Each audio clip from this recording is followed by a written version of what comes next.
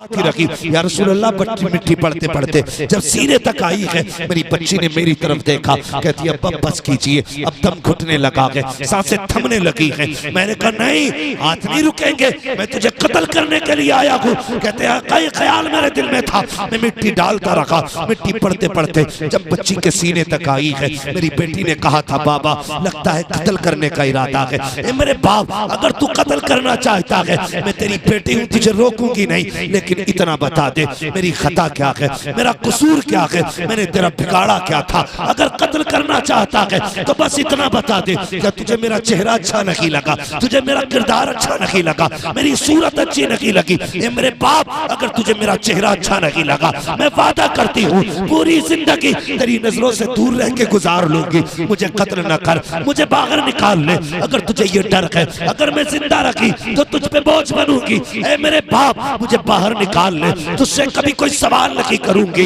अल्लाह अकबर। ये कहते कहते दागिया कर्बी की हिचकी बन जाती है। हजरत उमर को जलाल आया, कहते चुप हो जा, देखता नहीं है हुजूर कितने रो रखे हैं, दाढ़ी तर हो चुकी है। आका फरमाते बस कर उमर, वो दागिया सुना फिर तूने बेटी के साथ क्या किया। कहते या रसूल अल्लाह, बच्ची ने मेरी तरफ देखा, कहती अच्छा अगर कत्ल करना ही चाहता है तो ये तो बता दे कि मेरा कसूर क्या है, मेरी खता क्या है। कहते आका मैंने कुछ ना कहा। बच्ची ने जब ये सोचा कि ये सुनेगा नहीं, कत्ल कर देगा, उसके हाथ उठ जाते हैं। या रसूल अल्लाह, जब उसने हाथ उठाए मैं उसे देख रहा था कि उसके होठ हिलने लगे, कुछ कह रही थी। मैंने कान करीब किए, मैं सोचने लगा कहीं ये बददुआ तो नहीं दे रही है, लेकिन मैंने कान लगाए तो वो ये कह रही थी ए मेरे परवरदिगार, अगर बेटियों को जीने का हक नहीं है तो इन्हें पैदा क्यों कर रहा है, और जब बेटियां पैदा की जा रही है तो बता इन्हें बचाने वाला कब आएगा, इन्हें बचाने वाला कब आएगा। तूने तो वादा किया था कि तेरा महबूब आएगा जो बेटियों को जिंदगी देगा। जब बच्ची ने इतना कहा है तो वही दुआ बाबे इजाबत से टकराती है, और 12वीं तारीख को हजरत अब्दुल्ला के आंगन से ऐलान किया जाता है बेटियों रोने की जरूरत नहीं है, अब बचाने के लिए मोहम्मद रसूलुल्लाह। नारे तकबीर, नारे रिसालत, इस्लाहे मुआशरा कॉन्फ्रेंस, मसलके आला हजरत अजमत इस्लाम हजरत अल्लामा मुफ्ती हम्माद रजा साहब किबला। इसकी थोड़ी बहस कम करो भाई, मेरी बात सुने। ये बेटियों को इज्जत बख्शी, इसकी बहस कम करो बिल्कुल। ये इसको पावर पूरा दो, जब मैं तेज हो रहा हूं तो ये दब रहा है। तवज्जो है आप लोगों को। ये इज्जत फिर मेरे हुजूर ने मालूम है क्या कहा, मेरे हुजूर ने कहा था लोगों जिसको खुदा ने 3 बेटियां दी उसने पाल के इज्जत से रुखसत कर दिया, फरमाते मोहम्मद उसे जन्नत की जमानत देता है। यही वजह है सहाबा फरमाते हुजूर नहीं आए थे तो बेटियां कत्ल करते थे हम शान से, लेकिन जिस दिन से हुजूर आएगा ना तो जमीन पे पैर संभाल के रखते हैं, कहीं कोई चूंटी न दब जाए, कहीं कोई चूंटी न दब जाए। हुजूर आए तो ये इनकलाब आया, हुजूर आए तो बेटियों को इज्जत मिली, हुजूर आए तो बेटियों को वकार मिला।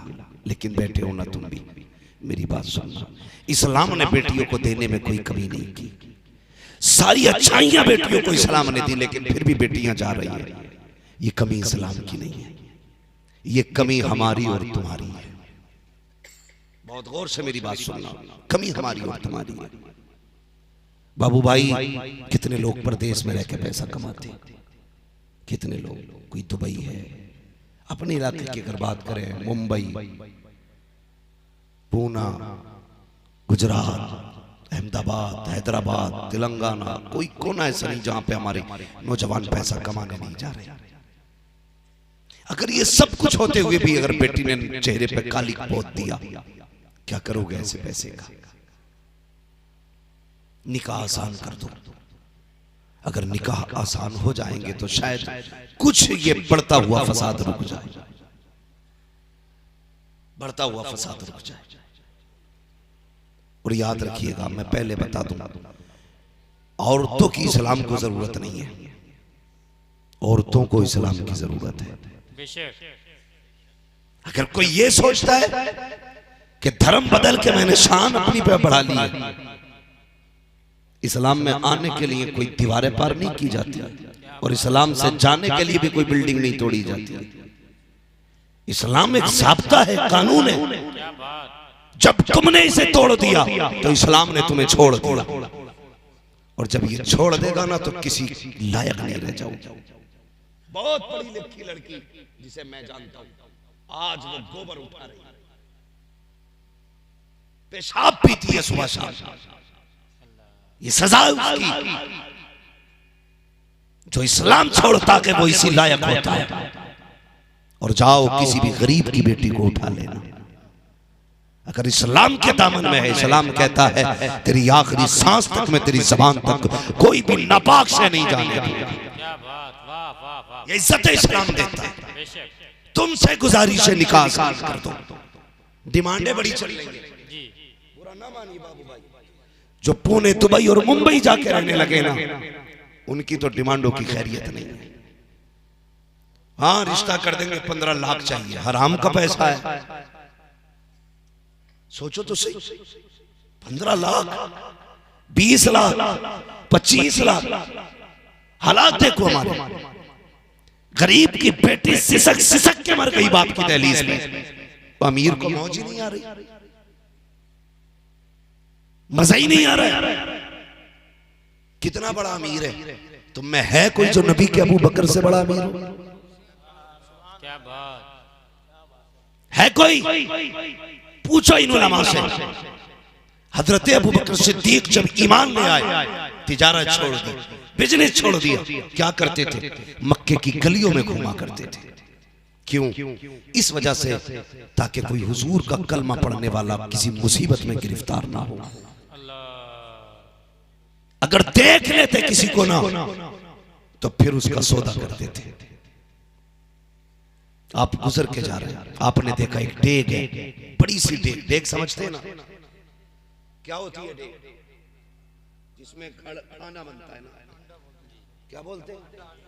अंडा। हंडा हंडा। चलो हंडा कह लो या डेग कह लो, समझ लो बस। बड़ी डेग है, उसमें पानी है, और मक्के के काफिरों ने किसी औरत को उसमें डुबा रखा है। अबू बकर सिद्दीक कहते मैं देखने लगा, मैं देखने लगा। बहुत देर के बाद जब उन्होंने हाथ हटाया तो एक खातून थी, जैसी सर उसका उठा और उसको सांस आई, उसने कहा ला इलाहा इल्लल्लाह। क्या बात, वाह वाह वाह। तड़प गए दुश्मन, कहने लगे अभी इतनी देर दबा के रखा, दम घोटा, फिर भी उसने मुस्कुरा के कहा जान ले सकते हो, ईमान नहीं ले सकते। वाह वाह वाह वाह वाह। और मैं चैलेंज के साथ कहता हूं, जिस लड़की या लड़के को इस्लाम की मिठास मिल गई, वो खड़े होकर खाल उतरवा देगा, लेकिन इस्लाम नहीं छोड़ेगा। जो जा रहे हैं इस्लाम छोड़ के, सच ये है वो आए नहीं थे इस्लाम, आए नहीं थे इस्लाम में। कभी पढ़ तारीख इस्लाम की। क्या बात है। हजरत अब्दुल्ला इब्ने जुबैर, सुभान अल्लाह सुभान अल्लाह। कौन है ये वो है जिन्हें बचपन में हुजूर ने अपने लुआब की गुट्टी दी थी। सुभान अल्लाह सुभान अल्लाह। ये हजरत अस्मा बिन्ते अबू बकर के बेटे, यानी हजरत अबू बकर के नवासे। जब यजीद ने करबला वालों को शहीद किया, मदीने पे चढ़ाई की, यही अब्दुल्ला इब्ने जुबैर जब इनके पास लश्कर गया, सुनने में बहुत गौर से, इनके पास गया, कहा बैत कबूल करो। तो कहने लगे जब मेरे इमाम ने बैत कबूल नहीं की तो गुलाम भी बैत कबूल नहीं करेगा। क्या बात है, वाह वाह वाह। चंद सिपाही थे, सुबह से लड़ाई होते होते शाम हो गई, मगर जानते थे इसके बाजुओं में ना हुजूर के लुआब का असर है। क्या बात है, वाह। तलवार से तलवार नहीं गिराई जाएगी, मगर कहां तक लड़ते, बाजू थक गए, सिपे सलार आके बढ़े। उसने कहा सुनो, चलो ऐसा करो, तलवार रोको, सौदा कर लेते। कौन सा सौदा? बहुत गौर से सुनना, कौन सा सौदा? कहा सुनो, तुम हमारी मान लो, हम तुम्हें सल्तनत देंगे, हुकूमत देंगे, जाओ जान बख्श देंगे। तो माँ जिंदा थी, 120 साल उम्र हज़रत अस्मा बिन्ते अबू बकर की लगभग उस वक्त थी, और आपकी उम्र भी तकरीबन 70 साल की उम्र थी। उस वक्त की बात कर रहा हूं मैं, बहुत गौर से सुनो। इतनी लंबी उम्र के मालिक। तो माँ के पास गए, माँ ऐसे ऐसे बात है, लोग ऐसे ऐसे कह रहे हैं, तेरी क्या राय है? माँ ने कहा बेटे जब हमारे इमाम ने हाथ नहीं फैलाया तो हम भी हाथ नहीं फैला सकते। क्या बात है, वाह वाह वाह वाह। जब इतना सुना ना तो कहने लगे अच्छा माँ तेरी क्या राय है? कहा नहीं बेटे मर जाना, हुजूर से गद्दारी नहीं करनी है। उठे अंदर गए, लोहे की जिरा पहनी, माँ के पास आ गए। सुने, माँ के पास आ गए, कहने लगे माँ आखिरी बार सीने से लगना चाहता हूँ, मुझे नहीं लगता वापस आना है मुझे। माँ ने कहा ला सीने से लग जा। जब लगाया माँ ने ना तो कपड़ों के अंदर लोहे की जिरा थी। माँ की चुभी, माँ ने कहा ये क्या है? कहा माँ मैंने लोहे की जिरा पहनी है। किस लिए? कहा तू नहीं जानती जब करबला वालों को शहीद किया इन्होंने शहादत के बाद लाशों पे घोड़े दौड़ाए और लाशों को पामाल किया गया। माँ ये भी हो सकता है मेरी शहादत के बाद मेरी लाश पे घोड़े दौड़ाए जाएं। माँ ने कहा बस कर, ये बकरी की जिम्मेदारी नहीं है कि वो खाल लटक के उतारे कसाई या लटा के उतारे। अगर जान खुदा को देनी है तो फिर परवाह किस बात की है? लाशों पे घोड़े दौड़े या लाशों का कीमा किया जाए, हमें तो खुदा से मतलब है, लाशों से मतलब नहीं है। माँ ने कहा जा, अगर मेरा बेटा है जिरा उतार के जा और दुनिया को बता दे मोहम्मद वाले जान देने से नहीं डरते हैं, उन्हें जान लेने से डरा करते हैं।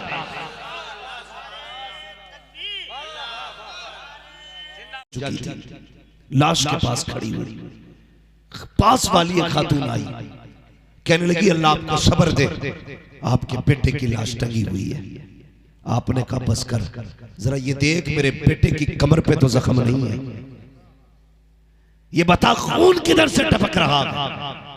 कहने लगी माई तेरे लाल की सारा खून तेरे उसके सीने से टपक रहा है।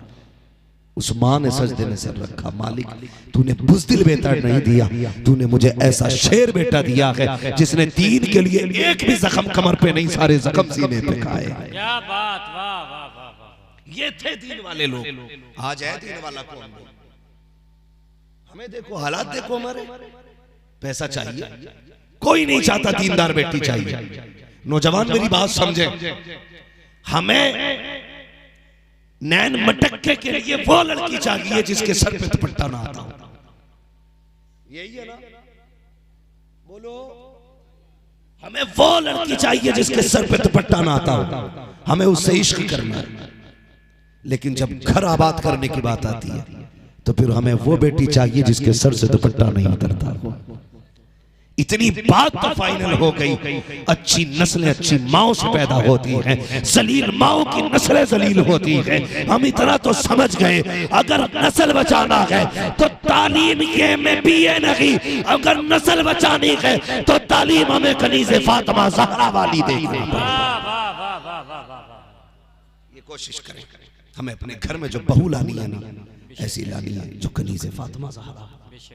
निकाह आसान करो, ये डिमांड खत्म करो। और जो तुम बारातों में ना बोटियों के साइज भेजते हो ना, इससे बड़ी कोरमे की बोटी नहीं होनी चाहिए। हाँ, झगड़ा ही हो गया भाई कई बार कि ये इतनी बड़ी बोटी कैसे? क्यों? कि तुझे बताया नहीं था इससे बड़ी ना हो। बाराती लाया कि मुर्गे लाया? भाई हालात है। इतने उलमा बैठे, असल क्या है निकाह में? ईजाब व कबूल।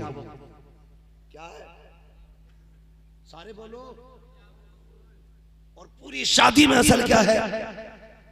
निकाह। और सिर्फ निकाह ही बड़ी बेगैरती से किया जाता है।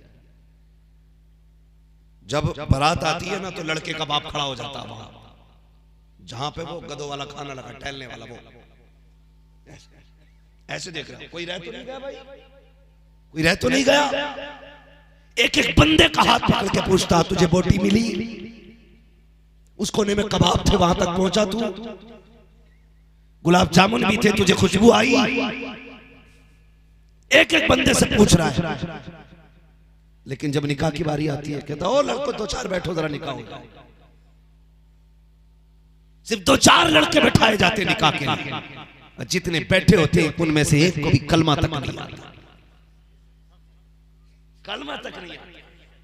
उसे तो छोड़ो, जब दूल्हा से कलमा पढ़वाया जाए मुर्दे को कलमा पढ़ाने में इतनी तकलीफ नहीं होती जितना दूल्हा को कलमा पढ़ाने में तकलीफ।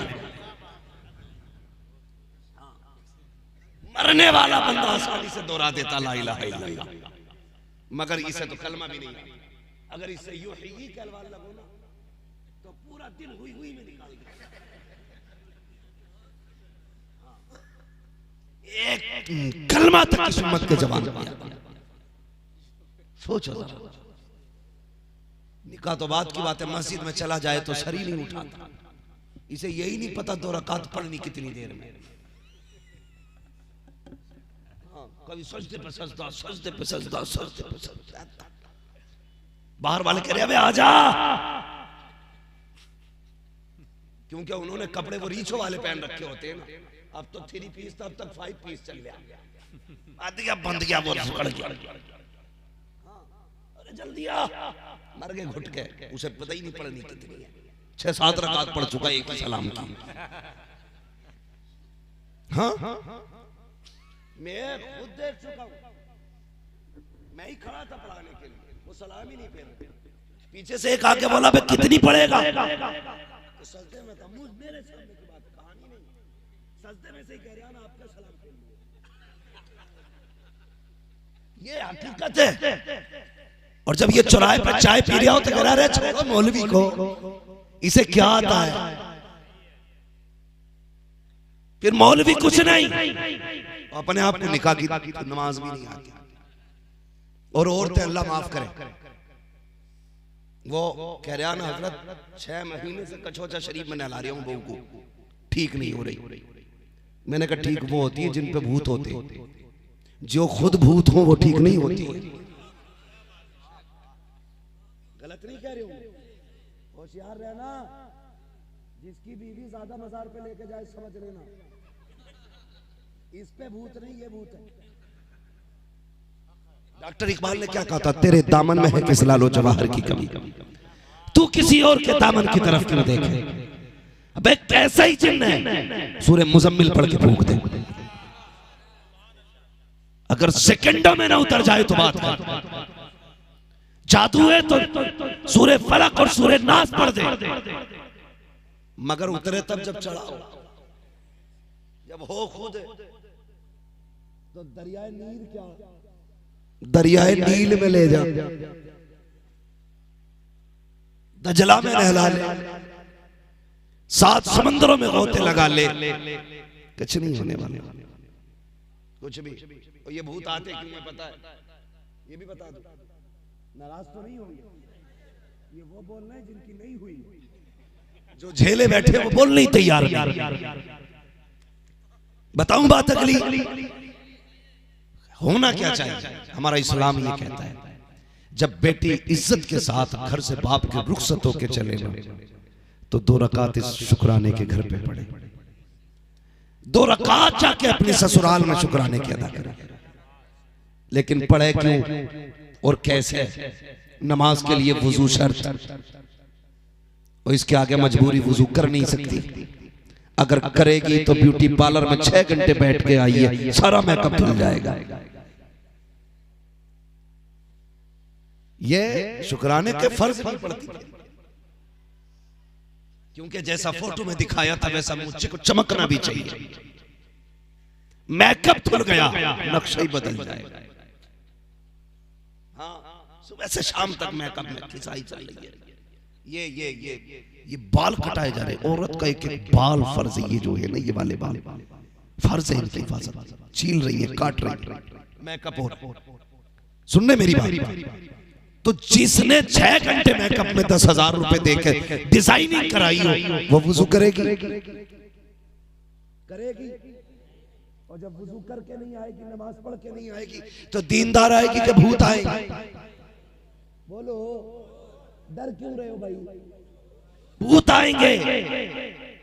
इसलिए ऐसी लड़की से निकाह मत करना जिसे मेकअप के लिए ब्यूटी पार्लर जाना पड़े। अगर निकाह करना है ऐसी लड़की से करना जिसे मेकअप के लिए ब्यूटी पार्लर न की बल्कि मुसल्ले पे आना पड़े, कुरान खोल के पढ़ना पड़े। जो बेटियां 5 वक्त वुजू करती हैं, मुसल्ले पे सर झुकाती हैं, खुदा की कसम 10,000 का मेकअप एक पल्ले में रखो, नमाजों के सजदे दूसरे पल्ले में रखो।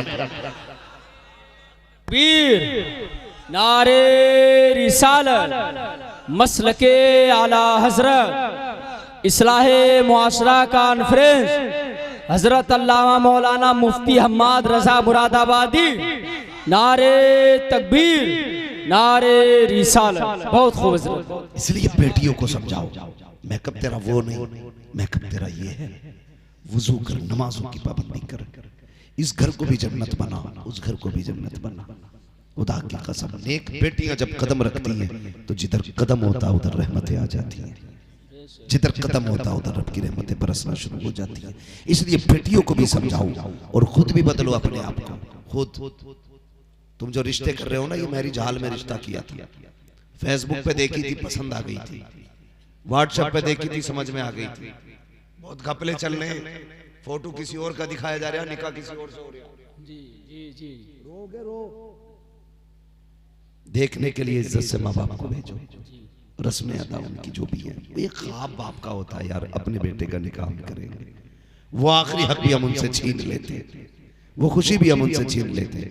जब हम बाप से खुशी छीन लेंगे तो हमारी जिंदगी में खुशियां कहां से आएंगी? सोचो, अगर हम बाप से छीन लेंगे ना ये हक, फिर हमारी जिंदगी में खुशी नहीं आएगी। हम माँ से हक छीन लेंगे, फिर हमारी जिंदगी में ये खुशी नहीं आएगी। अगर ये खुशियां चाहते हो, माँ बाप को उनका हक दो, ये उनका हक है, उन्हें राजी करो।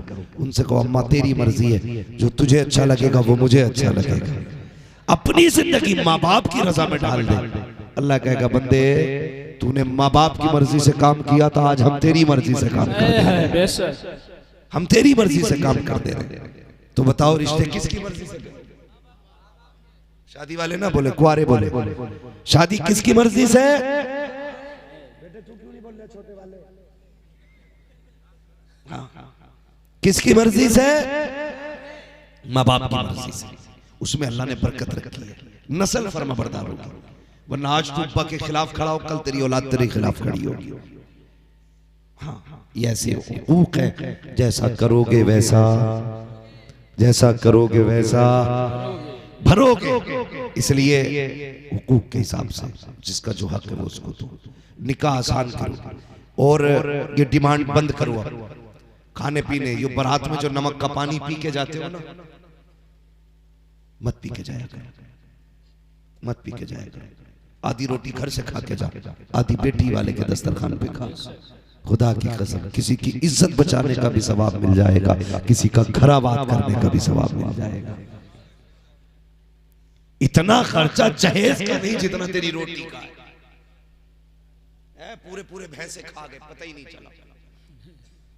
इधर डेक से निकल रहा, कढ़ाई से इधर चल रहा, दौड़ा दौड़ा कह रहा हजरत 6 क्विंटल उठ गया गोश्त, 6 क्विंटल में 6 भैंसे।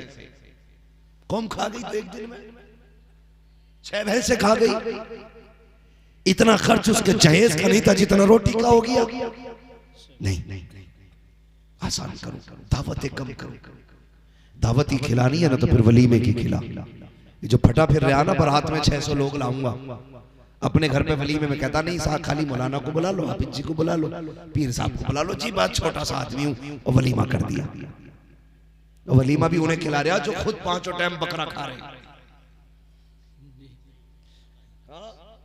पीर साहब आएंगे वलीमे में, अरे पीर के लिए कमी है अल्लाह के बंदे, हर टाइम नल्ली खा रहे हो, फिर भी पीर। अरे वलीमे में उसे बुला दे जिसके बच्चे बकरीद से बकरीद का इंतजार करते हो, जिसके बच्चे अपने बाप से कहते हो अब्बा बकरीद कब आएगी जो हमारे घर भी गोश्त बनेगा। उसे खिला वलीमे का खाना, जिसके बच्चे माँ से पूछते हो माँ गोश्त का जायका क्या होता है, उन्हें बैठा वलीमे के दस्तरखान पर। फिर देख इधर इनका पेट भरेगा, अल्लाह तेरे खजाने भर डालेगा। इसलिए कोशिश ये करें हम निकाह की जो रसूमात है ना फालतू की ये खत्म करें, और जो असले निकाह है उसे फरोग दें। और जो बाप है ना बेटों के, वो ध्यान खाने पे कम निकाह पे ज्यादा दे।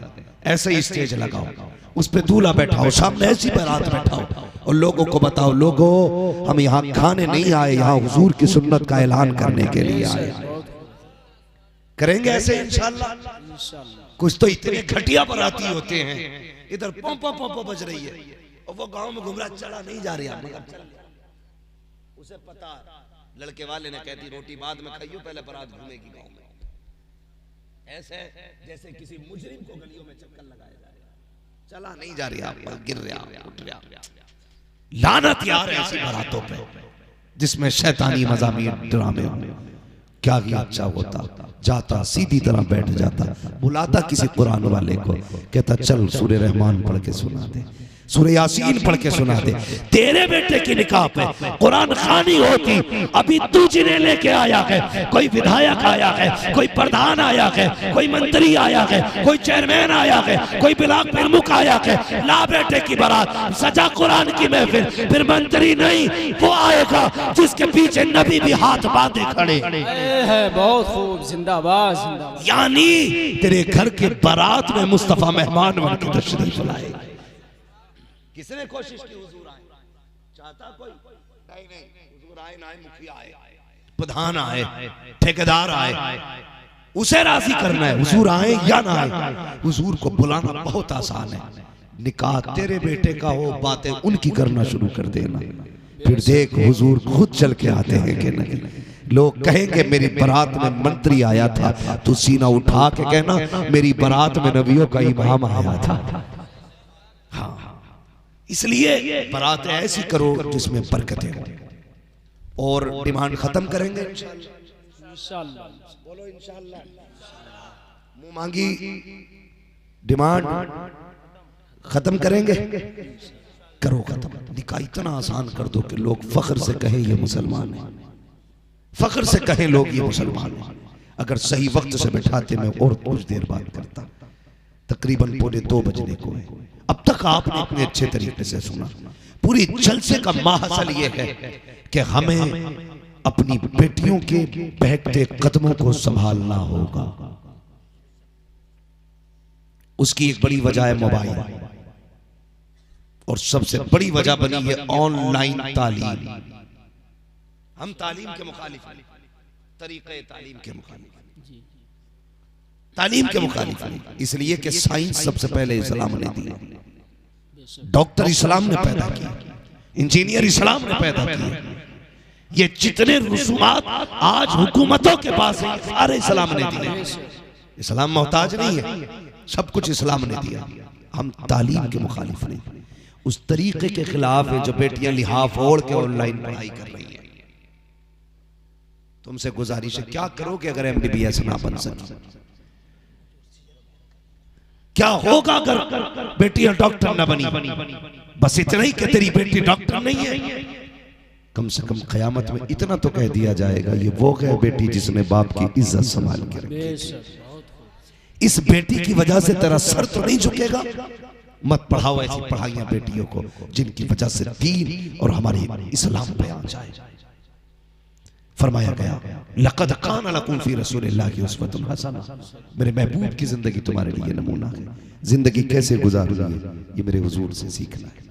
जवानों, मरना सभी को है, मौत सबको आनी है। जरूरी नहीं है सफेद बालों वाला मरे और कालों वाला बैठा रहे। अब तो ऐसा हो रहा है काले वाले जा रहे हैं, सफेद वाले बैठे, कोई गारंटी नहीं है। मैं इसलिए कहता हूँ उजाले अपनी यादों के हमारे साथ रहने दो, न जाने किस गली में जिंदगी की शाम हो जाए।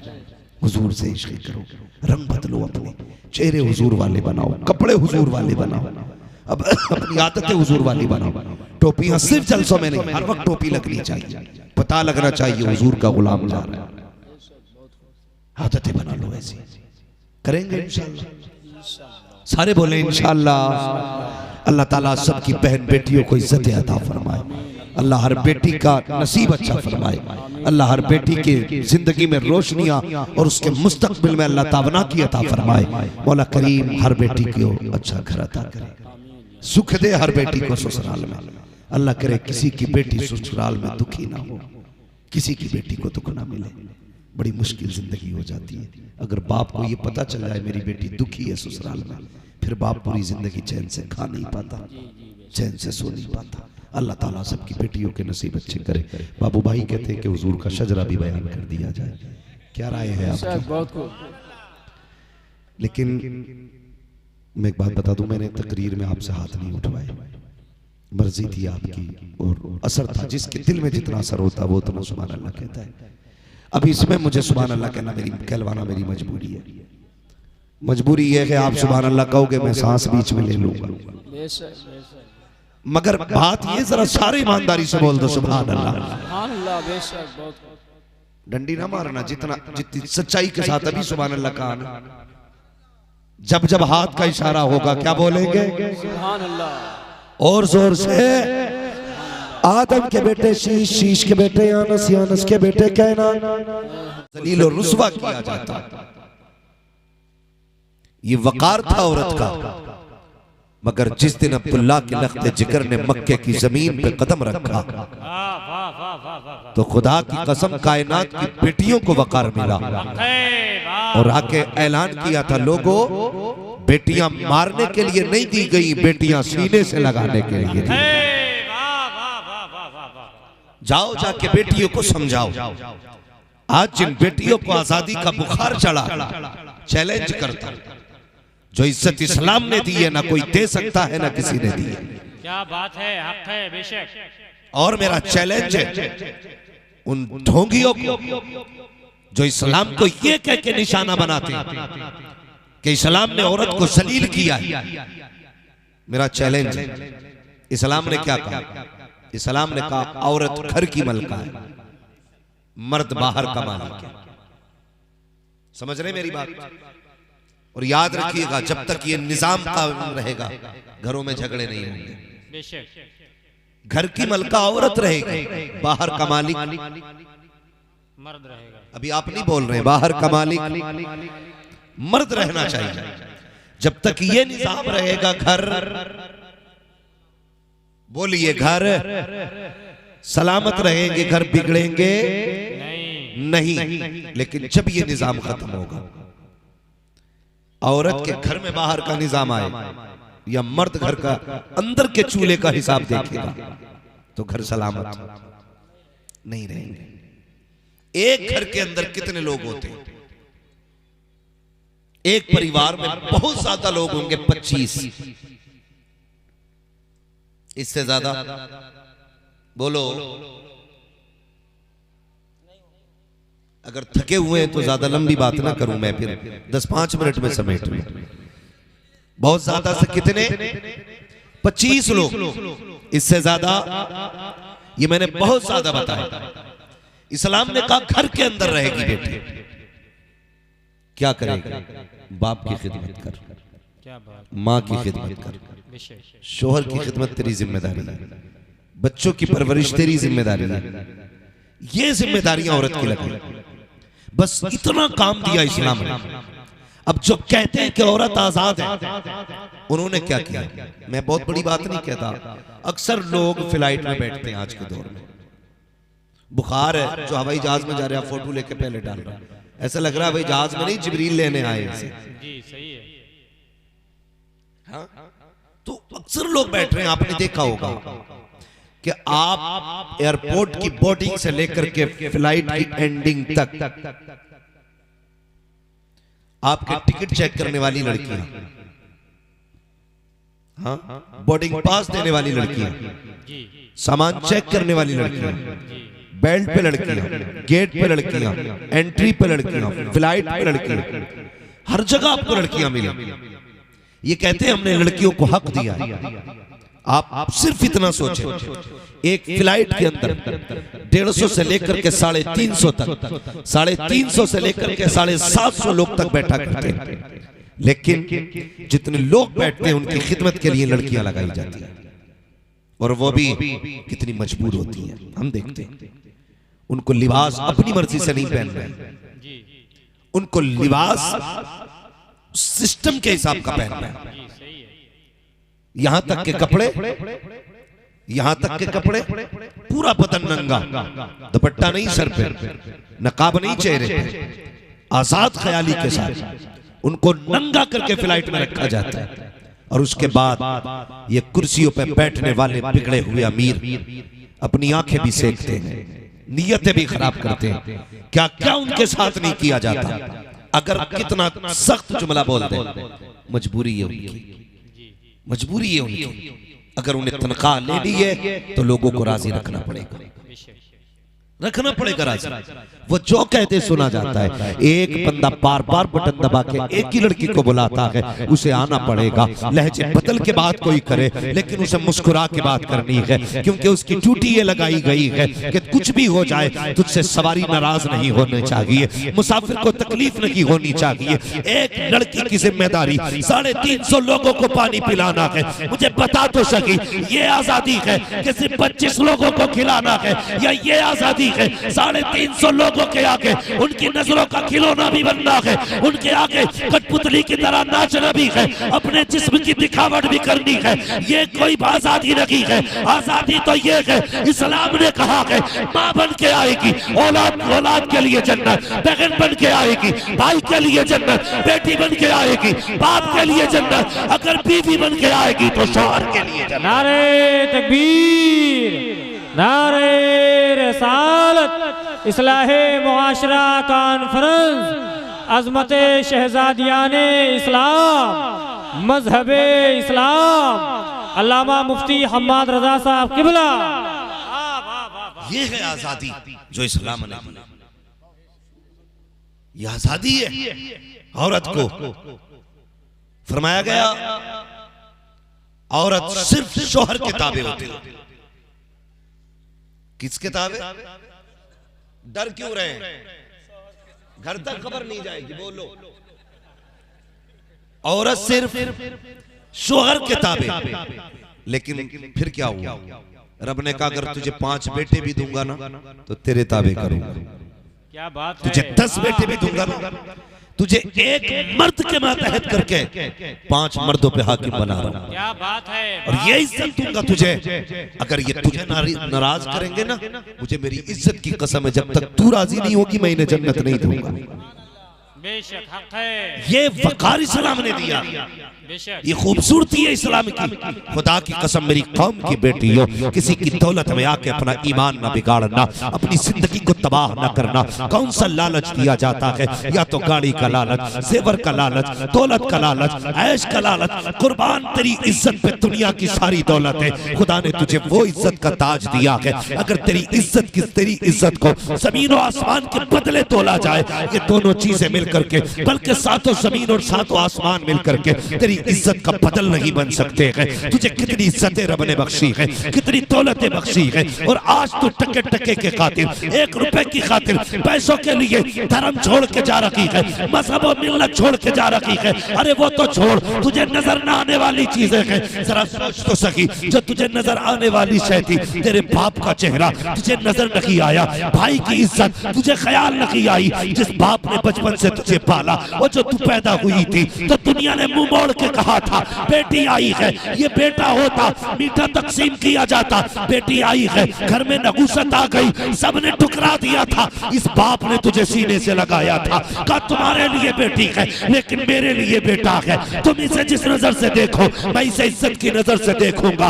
वो बाप जो मजदूरियां करता रहा लेकिन तेरी इज्जत पे आंच न आने दी, जो तेरे दुपट्टे की खातिर अपने कपड़ों पे पैबंद लगाता रहा, जब तेरा कदम बहक रहा था तुझे बाप की मजदूरी याद क्यों नहीं आई? इसके बचपन का प्यार याद क्यों नहीं आया? इसका सीने से लगाना याद क्यों नहीं आया? इसका प्यार याद क्यों नहीं आया? और मैं दावे के साथ कहता हूँ, जो बेटी अपने बाप की नहीं हो सकती है वो किसी आशिक और मजनू की नहीं हो सकती। नारे तकबीर, नारे रिसालत, इस्लाहे मुआशरा कॉन्फ्रेंस, अल्लामा मुफ्ती हम्माद रजा साहब किबला, मसलके आला हजरत। बेटी क्या होती है? मैं सारे मजनूओं को चैलेंज करता हूं। क्या बात है? हाँ, बुखार चढ़ा है, सारे मजनू कान खोल के सुन लो बेटे। लव मैरिज कामयाब क्यों नहीं? उसकी वजह सबसे बड़ी यह है खुद सोच लेते अगर ये बाप की नहीं हुई तो मेरी कैसे हो सकती है। क्या बात, वाह वाह वाह वाह वाह। सिर्फ इतना सोच लेते, जिसका खून है ये, जिसने मजदूरियां करके इसे पाला, जिसने धूप में चल के बेटी को साये में रखा, जिसने भीग करके बेटी को इज्जत दी, अगर ये उसकी नहीं हो सकी तो मजनू तेरी हो जाएगी। कभी नहीं। इश्क का बुखार चढ़ा है नौजवानों को। 2 घंटे दीवार से लग के बात करके कहता जो मैं जानता हूं अब्बा तुम नहीं जानते। सही है। जी जी, हालात यही है जी। जो मैं जानता हूं वो तुम नहीं जानते। अब्बा कहता मेरी मर्जी से निकाह कर। बोला तुझे क्या पता क्वालिटी कौन सी होनी चाहिए, क्वालिटी मुझसे पूछ। खुद बता, जिसकी जिंदगी 40 साल एक औरत के साथ गुजर गई, क्या बात है, उसे ज्यादा पता होगा या जिसने 2 घंटे मैंड पे बैठ के औरत से बात की है उसे ज्यादा पता है। क्या बात, वाह वाह वाह। खुद सोचो। कह रहे अब्बा तुम क्या जानोगे, तो मुझे ही पता। तुम नहीं जानते, पुरानी सोच है। अरे इसे पता है पुराना चावल है ये। बीवी कैसी होनी चाहिए। खुदा के वास्ते बेटियों को इज्जत दो, बेशक और बेटियों तुम्हारी जिम्मेदारी है बाप को इज्जत दो। बेशक। तुम्हारे लिए बाप से बड़ा कोई हीरो नहीं। हक है, बेशक, सुभान अल्लाह। वो कुछ दिन पहले सोशल मीडिया पे चला, मेरा सोना जितना मुझे प्यार करता कोई नहीं करता। अगले दिन सोना ने उसका कीमा बना दिया। सही है, सच्चाई है, बेशक। मेरा गुड्डू बहुत चाहता मुझे, गुड्डू ने बोरी में पैक कर दिया। मेरा राजू इतना चाहता मुझे, वो बैग में रख के भाग गया रोड पे। जी सही है। मुझे एतराज नहीं अगर मर रहा है कोई, जो इस्लाम छोड़े उसकी यही सजा है। बेशक। जो इस्लाम से गर्दन मोड़ेगा उसके टुकड़े की गोने उसे कोई नहीं बचा सकता। अगर जान और इज्जत दोनों बचा लिए ना तो आज ले उनकी पनाह, आज मदद बात। वाह वाह वाह। कल न मानेंगे कयामत में अगर मान गए। क्या बात, वाह वाह। सूले ये याद रखिए, ये मर रही है और सोनू बुरा पप्पू ही मार डाल रहा है। इनका ही चाहने वाला मार देता है। क्यों? क्योंकि तूने बाप से ज्यादा पप्पू पे एतमाद किया। मेरी बेटी सुन, चैलेंज है मेरा, कायनात में कोई कितने भी बड़ा दावा कर ले हुजूर की बात, तेरे बाप के सिवा कोई तुझे सबसे ज्यादा प्यार नहीं कर सकता। है, सच्चाई है, बेशक, सुभान अल्लाह, सुभान अल्लाह। किसी भी बेटी को बाप के अलावा कोई बाप से ज्यादा प्यार नहीं कर सकता। मैं तजर्बे कर चुका हूं, जानता हूं इस चीज को। कई बार ऐसा होता ना, जब बेटियां तलाक लेके आई हैं तो सगे भाइयों ने ना, जिन्होंने पूरी जिंदगी बहनों के हाथ की पकी रोटियां खाई, वक्त से पहले जिन्हें कपड़े तैयार मिले, जब बहनें तलाक लेकर के शोहर के घर से बाप की दहलीज पे आई तो भाइयों ने दरवाजे बंद कर दिए। सगी भाभियों ने कहा तेरा हमारे घर से कोई लेना देना नहीं। लेकिन बाप अगर 70 साल का भी हो जाता है ना तो बाजू फैला के बेटी का इस्तेमाल करता है। जिसके अपने हिस्से की रोटी कमाना मुश्किल था, अपने धेपती नवासे नवासियों को देख करके कल मंडी में पेट से रुमाल बांध के जाके खड़ा होता है। क्या बात। किसका जिक्र है ये? सिर्फ बाप का जिक्र है ये, बाप का जिक्र है ये। आज इस बाप से गद्दारी, खुदा के वास्ते मैं चैलेंज के साथ कहता हूं, जो बेटी बाप की ना हो उसे जीने का अधिकार ही नहीं है। बेशक नहीं है जीने का हक उसे, इसलिए कि रिश्ता क्या है, कभी इस रिश्ते को भी समझ। इतना गहरा रिश्ता है बाप बेटी का, अगर इस रिश्ते में हकीकत और सच्चाई ना होती ना तो खुदा महबूब के आंगन में कभी 4 बेटियां नहीं देता। 4 बेटियां नहीं देता। एक दौर था जब बेटियां पैदा होती थी तो लोग कहते थे कत्ल कर दे। फिर हुजूर आए, बेटियां पैदा होने लगी, बाप के सीने चौड़े होने लगे। सिर्फ बेटी नहीं आई, जन्नत का टिकट आया। मेरी बेटी कहीं ऐसा ना हो फिर आज तेरी वजह से बाप तुझे देख के ये ना कह दे कि ये लव ट्रिप का शिकार आ गया है, मेरी इज्जत का खिलौना आया है, फिर जवानी की दहलीज पे कदम रखेगी, मेरी इज्जत से खेला जाएगा। तुझे क्या पता मेरी बहन बेटी, तुझे हुजूर ने कितनी इज्जतें बख्शी हैं, कितना प्यार दिया है। आ तुझे तारीख का एक वर्क पलट के दिखा दूं, इस्लाम ने कितनी इज्जतें बख्शी हैं। हुजूर की बारगाह में एक सहाबी, एक शख्स आए, नाम हज़रत दाहिया कल्बी है। आने के बाद कहते हैं या रसूल अल्लाह, मैं दीन हासिल करना चाहता हूँ, इस्लाम में दाखिल होना चाहता हूँ। हुजूर ने फरमाया वेलकम है, इस्तकबाल है, खैर मकदम है, तशरीफ लाइए। फिर कहते हैं या रसूल अल्लाह, ये बताइए अगर मैं इस्लाम में आ जाऊंगा तो मेरे गुनाह बख्श दिए जाएंगे? मेरे हुजूर ने फरमाया क्यों नहीं, अल्लाह बड़ा करीम है, जो इस्लाम में दाखिल हो जाता है अल्लाह हालत कुफ्र के सारे गुनाह बख्श दिया करता है।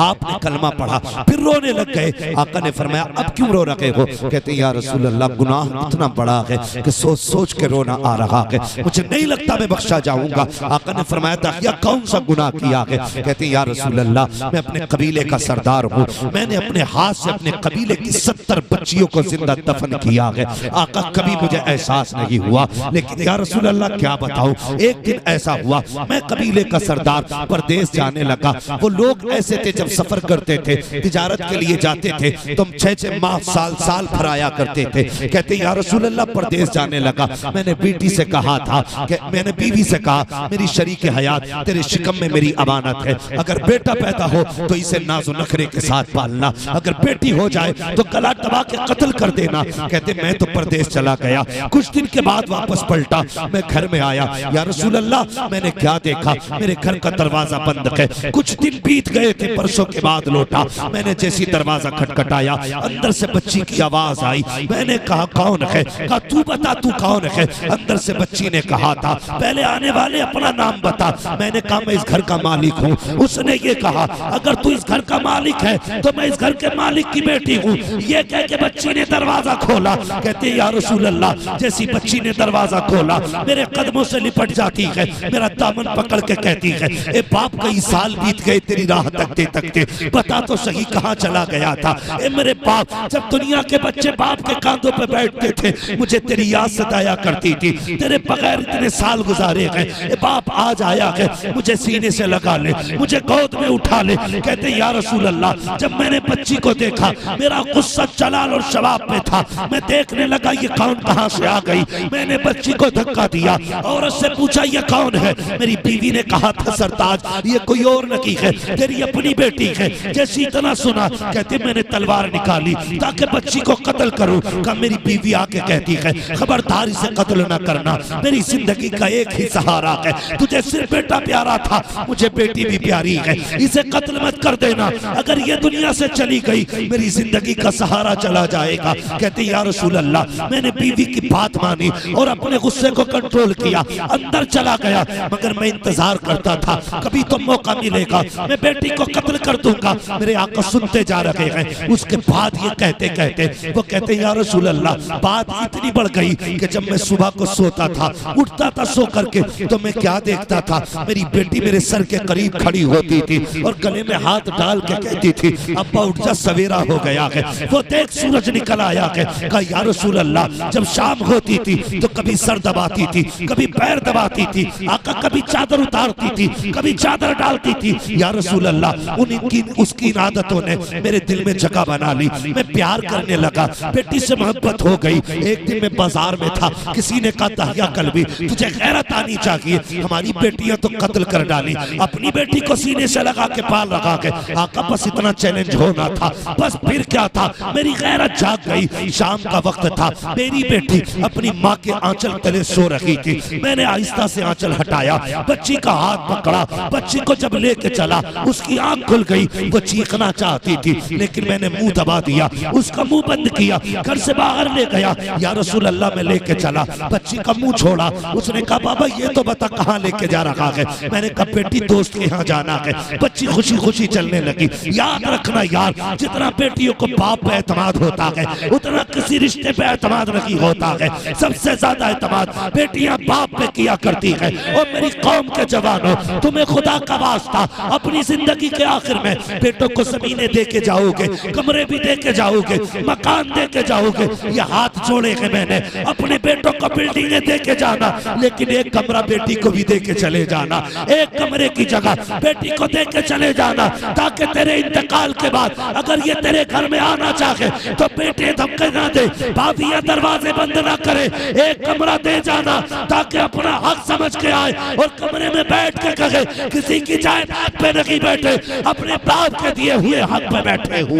नारे तकबीर, नारे रिसालत, इस्लाहे मुआशरा कॉन्फ्रेंस, मसलके आला हजरत अल्लामा मुफ्ती हम्माद रजा मुरादाबादी, नारे रिसालत।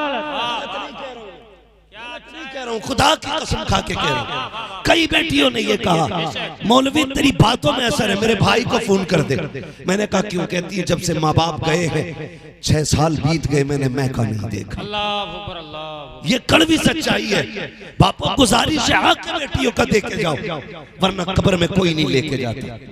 कई बार तो ऐसा होता है कि बेटे बाप मरने से पहले सांसें अटकती हैं, सारे बेटों को बुला रहा, जल्दी आओ कहीं तुम्हारी बहनें अपने शोहरों को लाके सर पे खड़ी ना हो जाएं, कागज ला अंगूठा लगा दो ताकि जमीन जायदाद तेरे नाम हो जाए। और बुढ़े अंगूठा लगाने से पहले ये सोच, ये जो सामने बैठ करके आंसू बहा रही है ये भी तेरी बेटी है, जिसके सर पे आज दुपट्टा रखा है, खुदा के वास्ते इसे 4 अंगल जगह दे के चला जा ताकि ये किसी के कर्म पे ना पले। और 3 बीघे खेत जब तू बेटों को दे के जा रखा है, 1 बीघे इसे भी दे जा, ये एहसान नहीं करेगा। हाँ का इसका दावे के साथ कहता हूँ 50 बीघे जमीन बेटों के नाम कर जाओ, ये सारी जमीन का पैसा हड़प कर जाएंगे, एक दिन दुआ नहीं करेंगे। 1 बीघे जमीन बेटी के नाम कर जा, अगर उसका कहूँ इसके घर में आएगा रोटी बाद में खाएगी, आंचल उठा के बाप को पहले दुआएं देने लग जाए। ये बेटी है तेरी दी हुई जमीन पे, तेरी दी हुई जमीन से ये ना जाएगा, उठा के हाथ कहेगी अल्लाह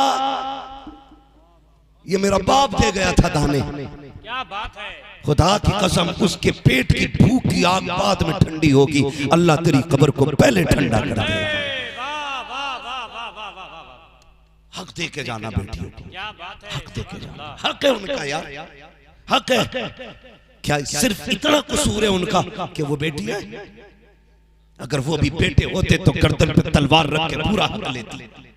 लेकिन मैं जानता हूं खुदा की कसम, मैं जानता हूं, कई बार मैंने देखा है और तुमने भी देखा होगा, बाप इंतकाल कर जाए ना बेटा थोड़ी देर रोता है, रो के मसाला खाएगा, बीड़ी पान मसाला, उसके बाद इधर उधर घूम जाएगा। लेकिन बताओ तुमने कोई ऐसा जनाजा देखा जिस जनाजे को छोड़ के बेटी घर से इस कोने से उस कोने तक गई हो? बेटियां बाप के जनाजे से नहीं उठा करती। मैंने बेटियों को बाप के जनाजे के पीछे भागते देखा है, ये कहते देखा इन्हें लेके जा रहे हो तो हमें किसके लिए छोड़ के जा रहे हो? ये इतना चाहती है बाप से, बाप को, और बाप चुपके से बेटों के नाम कर देता है सारी जमीन। शर्म कर, हया नहीं चाहिए, शरीयत ने हक दिया है उसका। हाँ शरीयत ने हक दिया है। ओ जी बेटियों को दे देंगे कंगाल हो जाएंगे, बेवकूफ। चैलेंज है मेरा, अगर बंदा सिर्फ बेटी को वो हक देना शुरू कर देना जो शरीयत ने रखा है तो कोई जहेज के लालच में किसी की बेटी का कत्ल नहीं करेगा। सिर्फ उसका हक देना शुरू कर दे जो शरीयत ने रखा है। ये जो 11 लाख 12 लाख डिमांड के मत दे, उसका हक एक कमरे में आता है, कमरा घर में दे दे। 2 बीघे जमीन जंगल में आती है, 2 बीघे वहां दे दे। 10-20 लाख की डिमांड खत्म हो जाएगी, हर गरीब बाप की बेटी को छत मिलनी शुरू हो जाएगी। हम 10 लाख तो दे सकते हैं, 40 लाख तो दे सकते हैं, लेकिन शरीयत ने जो हक दिया वो नहीं देंगे। और लो सुनो बेटियां क्या होती हैं, आखिरी बात कील ठोक दे रहा हूं ताकि समझ में आ जाए। अंदाज़े बयां मेरा बहुत शौक नहीं है, शायद कि उतर जाए तेरे दिल में मेरी बात।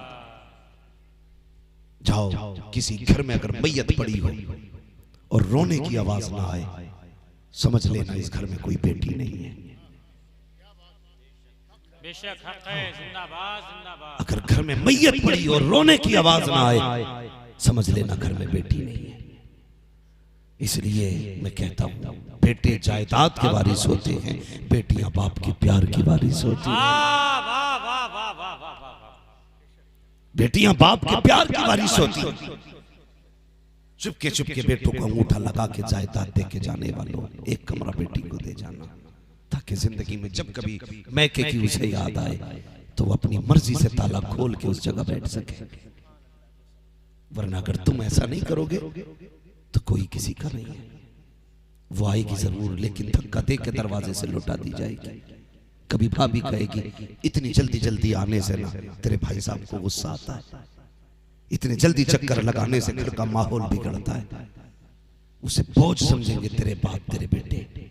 गलत नहीं कह रहा हूं, सही कह रहा हूं। इल्ला माशाअल्लाह 90% बेटे भाई बहनों को रखने तैयार नहीं, रखने तैयार नहीं। बड़ा प्यार करती हैं बेटियां बाप से, बहुत प्यार करती है। पूरी जायदाद दे जाए एक बार हाथ नहीं उठाएगा। अल्लाह ये 50 क्विंटल गल्ला बाप की जमीन का है, अल्लाह उसकी कब्र में राहत दे नहीं कहेगा।